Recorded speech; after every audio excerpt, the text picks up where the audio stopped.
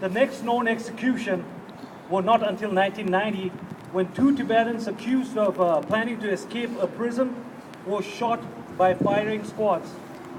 Internal court documents showed that the pair had also started a pro-independence cell within the prison with other inmates. During the Strike Hard campaign of 1996, 18 Tibetans were executed. Across China, more than 2,200 people were executed. The Chinese government currently sentences more people to death in a year than any nation in the world. The only politically linked execution to be publicly acknowledged by the Chinese government was of Lobsang Tunduk, a nomad who was executed in January 2003. Last week on October 20th, 4 Tibetans, Lobsang Gyaltsen, Loyak Penki, and an unidentified Tibetan were executed for the alleged participation in last year's uprising in Lhasa. The Regional Tibetan Youth Congress of Minnesota condemns in the strongest terms China's execution of these 4 Tibetans. All these individuals were denied their basic legal rights, and their trials were not conducted in agreement to any kind of international judicial standards. All these executions were meant to send a strong message to Tibetans that any public display of dissatisfaction with China's rule in Tibet will be dealt in the harshest possible manner. All these executions signal an alarming escalation in Chinese government's violent campaign to punish, intimidate, and silence any Tibetan that will be dealt that dares to speak against the occupation of Tibet. More than 1 million Tibetans have died in the direct effect of 50 years of Chinese occupation. Today, it is hard to come across a family, a Tibetan family that has not at least lost one family member or have been killed by the Chinese regime. Under Chinese rule in Tibet, there is no informing prisoners of the grounds for their arrest. And they have no rights to any legal remedies. Arrest warrants are rarely issued or produced. Tibetans have been arrested for speaking with foreigners, singing patriotic songs, putting up wall posters, possessing photos, videos, or even cassettes of His Holiness the Dalai Lama.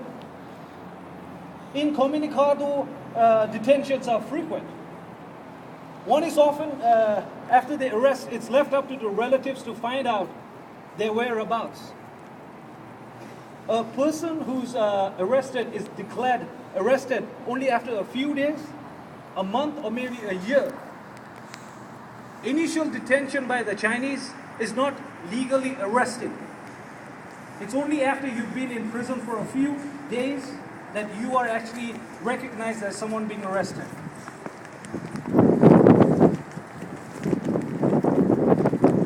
These executions last week took place under the supervision of the so-called Lhasa Municipality Intermediate People's Court.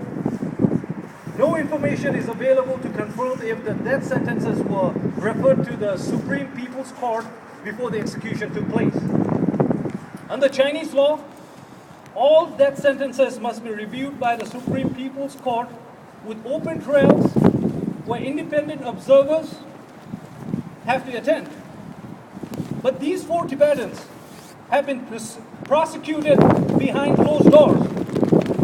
It is impossible to have any confidence that even the most basic legal safeguard were met.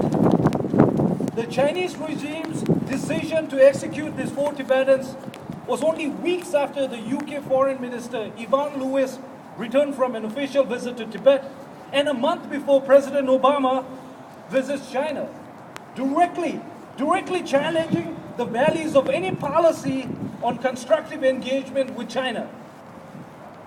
Today, we call on the U.S. State Department and the Secretary of State Hillary Clinton, Madam Secretary, to immediately condemn this travesty of justice in the strongest possible term.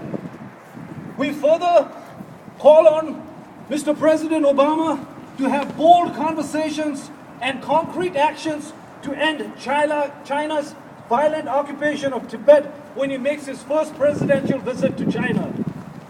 We call on all governments to condemn this execution and to demand that all executions in Tibet are immediately stopped, that all remaining death sentences are commuted, all further trials are conducted open and fair, that all cases related to events of March and April 2008 are given suspension until a full and independent inquiry into event of this date is set, and that all names and whereabouts of more than 1,200 Tibetans missing since the protest in March and April of 2008 be published. And lastly, that no prisoner is subjected to torture or any other ill treatment. They are granted the right to regular visits by family members, have access to lawyers and lawyers of their choice, and given any necessary medical treatment needed. I urge all of you gathered here today, this morning, to sign a petition that is going around. I want you to call your legislatures, call your president, be the voice for the voiceless in Tibet. They are living in fear and are suffering every day. They are counting on us. We cannot remain silent no more. It is our duty, it is our responsibility, because they are counting on us.